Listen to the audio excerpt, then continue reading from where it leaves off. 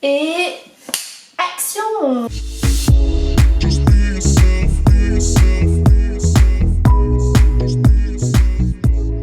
Et oui, 2018 c'est déjà fini et quelle année!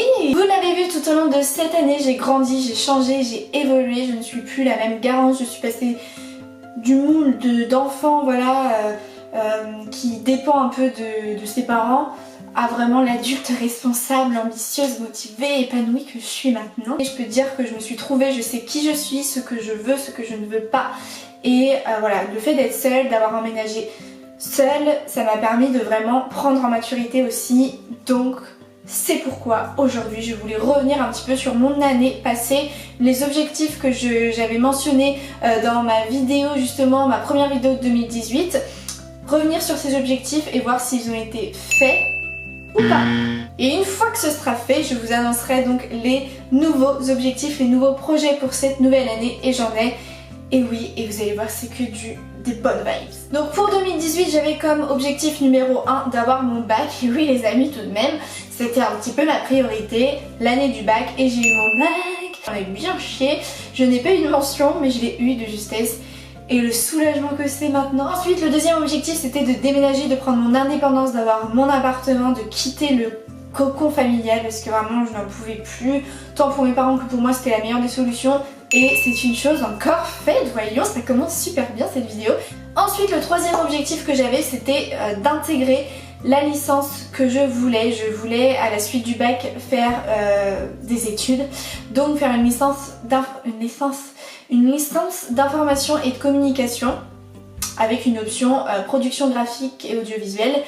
Et pareil, j'en ai mais vraiment chié, mais j'ai galéré comme une ouf pour entrer dans cette licence là en fait. À cause de Parcoursup, j'étais en liste d'attente partout ou alors refusée carrément, genre non. Et ma place en liste d'attente était mais tellement lointaine. Je me disais que je ne pourrais jamais remonter la pente, qu'au final un beau jour je me suis connectée sur Parcoursup et j'ai été prise. Voilà, j'avais grimpé en fait les places petit à petit pendant le mois. Ensuite, mon avant-dernier objectif c'était d'avoir le code pour ensuite avoir le permis, pour ensuite avoir une voiture. Dans ces trois choses, j'en ai réussi aucune parce que bon, pour avoir l'un il faut l'autre. Et voilà, je ne me suis même pas inscrite dans une auto-école, je n'ai jamais touché à ces choses-là. Mais après ça s'explique dans le sens où j'habite vraiment au centre-ville, je me déplace tout le temps à pied, je fais tout à pied, je n'ai pas besoin de voiture. Quel intérêt, à part sur le CV pour avoir un job et tout. Et le dernier objectif que j'avais l'année dernière, ça fait bizarre de dire ça, c'était donc de faire moins de vidéos en fait parce que j'étais à 2 vidéos par semaine, donc je voulais faire plus qu'une vidéo par semaine pour avoir un peu plus de temps pour faire les choses bien parce qu'avec mes études je pétais un plomb, enfin je me souviens que l'année dernière c'était très compliqué. Et aussi faire moins de vidéos beauté mode justement, déjà à l'époque, vous comprendrez après, déjà à l'époque je voulais changer un petit peu de contenu, pas trop me renfermer sur la beauté, sur la mode, ouvrir à des choses nouvelles. Et donc est-ce que cet objectif a été réussi à 40%? Je sais pas trop. Ça n'a pas été super niveau organisation, ça ne l'est toujours pas. Après au niveau du contenu, je sais que j'ai fait quand même beaucoup de mode, beaucoup de beauté, mais j'ai aussi essayé de faire des choses plus lifestyle, plus de vlogs, etc. On s'en est rapproché. C'était une bonne année de transition pour amener à cette année. Donc je vais vous faire part désormais de mes objectifs 2019. Qui sont un peu dans la continuité de ceux de l'année passée. Donc le premier par rapport à YouTube, pour continuer sur la lancée, c'est toujours de continuer ça, c'est-à-dire de faire un peu moins de beauté, un peu moins de mode et de me concentrer sur des choses plus spontanées, plus originales, plus insolites, voilà, un univers qui me correspond. J'ai vraiment envie de je me suis trouvée en tant que personne et maintenant j'ai vraiment envie de me trouver sur YouTube. C'est pourquoi je pense faire 4 vidéos par mois, soit une vidéo par semaine. Moi cette année ce que je veux vraiment faire c'est travailler dur sur mes vidéos pour toujours vous proposer le meilleur de moi-même. Donc pour travailler dur sur des vidéos, si t'en fais 2 par semaine, tu n'as plus de vie. Et moi j'ai encore mes études là, donc je ne peux pas. Il y aura une vidéo mode et beauté parce que la mode, la beauté ça reste ma passion, donc je ne peux pas arrêter totalement d'en faire. Ça me manquerait trop, je serais malheureuse, voilà. Ensuite, la deuxième vidéo du mois, ce sera un vlog parce que je me suis rendu compte que j'adorais faire des vlogs, Mais quand j'aime faire des vlogs, c'est parce que j'ai des choses intéressantes à dire dedans. Soit c'est des vlogs de voyage, soit c'est des vlogs d'un événement particulier, enfin voilà, quelque chose qui me crée des souvenirs. J'ai pas envie de vous vlogger ma journée ou je regarde Netflix quoi. Peut-être qu'il n'y aura pas un vlog non plus par mois parce que ça peut faire beaucoup comme pas assez, mais si j'ai rien d'intéressant dans le mois, ça arrive. Vraiment, je ne vais pas vous poster un vlog inintéressant en fait. Donc c'est pour ça que dans cette catégorie là de vidéos, il est possible qu'il y ait de temps en temps aussi des vidéos un peu plus chill, un peu plus lifestyle, du style une vidéo sur des conseils, voilà, de la vie de tous les jours ou quoi, ou une vidéo sur mes favoris Netflix, ou une vidéo genre un tag qui est super à la mode. Puis la troisième vidéo qu'il y aura, ce sera une vidéo un peu plus insolite. Alors ça, je ne peux pas trop vous en dire parce que c'est un peu compliqué à expliquer, mais vous le verrez quand ça sortira. Ce sera une vidéo justement originale, un peu what the fuck, voilà, qui sortira une fois par mois. Ça va être justement là, ça va me demander beaucoup de travail, autant les deux premières pas trop, autant cette vidéo et la prochaine, c'est ça qui va me demander beaucoup de travail en amont en fait.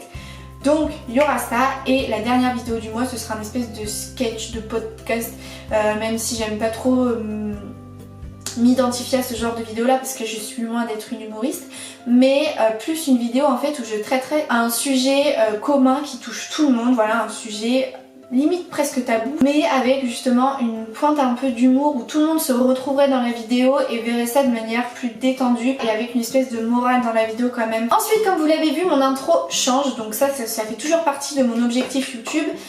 Mon intro change, maintenant je vais faire toutes mes intros avec ce petit clap là de cinéma parce que je me suis rendu compte, grâce à mon copain, mon père aussi, que de dire hello tout le monde, j'espère que vous allez bien. Alors aujourd'hui on se retrouve dans une nouvelle vidéo pour parler de... Ces secondes là ne servent strictement à rien. Vous voyez qu'il y a écrit le nom de la vidéo et la prise, comme vous pouvez le voir ici, il y a écrit 2, c'est-à-dire que j'ai déjà filmé cette vidéo. Si vous l'avez vu sur Instagram, si vous me suivez sur Instagram vous le savez, mais j'aimais pas le rendu, donc je la refilme, on adore. Et je ne veux plus dire le hello selfers parce que en fait selfers, pour ceux qui ne savent pas, parce que tout le monde, enfin beaucoup de personnes me demandent dans les commentaires ça veut dire quoi, qu'est-ce que je dis exactement, qui comprennent pas. Selfers c'est le nom de ma communauté en fait que j'ai attribué au tout début de ma chaîne, enfin voilà, ça a une histoire. Du coup quand je dis hello selfers, c'est comme si je disais hello mes amis, bonjour mes amis, et si t'es pas de la team, casse-toi. J'ai vraiment envie que mes vidéos en fait elles ne soient pas ciblées à un public. Je veux vous mettre du contenu de qualité sur YouTube, peu importe si je dois la refilmer 5-10 fois la vidéo, je veux qu'elle soit parfaite, qu'elle me convienne à 100%. Je veux vraiment, cette année 2019, aller au bout de mes projets, aller au bout de mes idées, ne pas avoir peur ni de l'échec ni du regard des autres, foncer, prendre des risques, voir si ça marche, si ça marche pas, peu importe, l'erreur est humaine et ça ne fera que grandir. Tout faire pour pouvoir en vivre de mes vidéos parce que c'est ma passion et c'est ce que je veux faire plus tard. Ça m'amène à mon deuxième objectif de l'année 2019 qui a été bizarre, c'est d'arrêter mes études. C'est pas un objectif en fait, c'est plus ouais, un projet. Si je veux vraiment me donner les moyens de réussir et de vivre de YouTube, bah je peux pas avoir des études à côté, c'est pas possible, ça ne va pas ensemble. J'ai essayé, ça fait des années que je fais des vidéos, ça fait des années que j'étudie à côté et ça fait des années que ça n'a jamais marché, que j'ai jamais pu bien faire mon travail sur YouTube. Il y avait l'un ou l'autre où ça buguait dans tous les cas. Je vais terminer mon année parce que je vais pas me casser comme ça, non, je vais terminer mon année, la valider, mais après j'arrêterai parce que je veux me consacrer à ce que j'aime le plus profond de mon cœur, au plus profond de mon cœur. Et je sais que j'ai du potentiel là-dedans, tout le monde me le dit, j'ai quand même une grosse communauté, je vous ai vous êtes là, vous m'écrivez chaque jour, je reçois du soutien chaque jour, c'est grâce à vous que j'ai la force d'aller jusqu'au bout et justement d'arriver à cette idée là de me dire je vais arrêter mes études pour YouTube. J'ai pas envie de laisser passer ma chance, voilà, tout simplement. Je sais que les études c'est important, je n'incite personne à arrêter ses études, mais si vous avez un rêve, que vous avez du talent là-dedans et que vous êtes persuadé au fond de vous qu'il y a une petite voix au fond de vous qui vous dit que c'est votre destinée, c'est votre destin, vous êtes fait pour ça et pour rien d'autre, et ben foncez, il faut vivre ses rêves dans la vie, il faut se donner les moyens de vivre ses rêves. Il faut pas attendre que la chance nous tombe dessus, il faut aller la chercher des fois. Ensuite, un autre de mes projets, c'est d'emménager avec mon mec. C'est vrai que l'année dernière, je voulais pas du tout, je voulais emménager seule pour me trouver. J'avais peur qu'en vivant avec quelqu'un, je sois H24 collée à lui, à cette personne, et que j'en sois dépendante et voilà, et que je fasse pas tout ce que j'ai envie de faire et ce que je dois faire.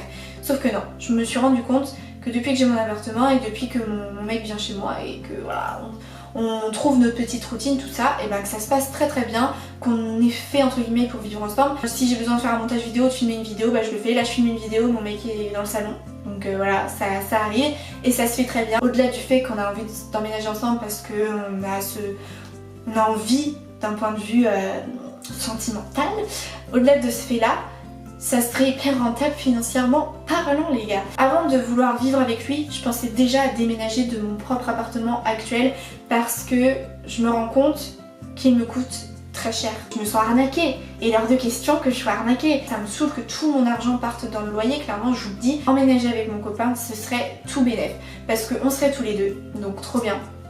On serait dans un appartement du coup plus grand parce que forcément on prendrait un peu plus grand. Et ça nous coûterait 2 fois moins cher. Ça sera divisé par 2 du coup, si on vit tous les deux. Donc ce serait génial pour moi, franchement ce serait plutôt pas mal. Et ensuite on finit avec des projets un petit peu plus chill, un petit peu plus tranquille. Mon premier projet, c'est de voyager beaucoup plus. J'ai vraiment envie de voyager au maximum et ça aussi ça demande de l'argent, donc c'est aussi pour ça que j'aimerais payer moins cher de loyer pour pouvoir mettre de côté pour pouvoir plus voyager. Mais voyager, c'est ma passion, j'adore ça me manque tellement. Ensuite, un autre de mes projets, c'est de prendre plus de temps pour moi, de moins, me mettre la pression. Je suis une personne qui me met grave la pression, je suis le genre de personne hyper productive, je n'aime pas passer une journée à rien faire. J'ai envie de prendre plus de temps pour moi, d'apprécier la vie en fait, de profiter de la vie. Et le dernier objectif, et là c'est vraiment un objectif, c'est de manger bio à 100%. Là je mange bio je dirais à 40%. J'en ai marre de l'industriel etc. Je suis beaucoup plus dans le côté nature, ça si vous me suivez vous le savez aussi. J'ai envie de soutenir les gammes bio, les magasins bio, les produits bio tout simplement, les gens qui font attention quand même à la qualité de leurs produits, j'ai envie de les soutenir. Et j'ai aussi envie de manger beaucoup moins de viande, ça vous le savez aussi. Je suis tellement contre la maltraitance envers les animaux, manger de la viande genre une fois par mois max. Ou alors occasionnellement, si j'achète de la viande, il faut qu'elle soit de qualité, que je sache d'où elle vient. Et voilà tout le monde, c'est tout pour mes projets de l'année 2019, de l'année à venir. Dites-moi vous vos projets dans les commentaires. Je vous fais de gros bisous et je vous dis à très vite pour une prochaine vidéo et surtout, bonne année!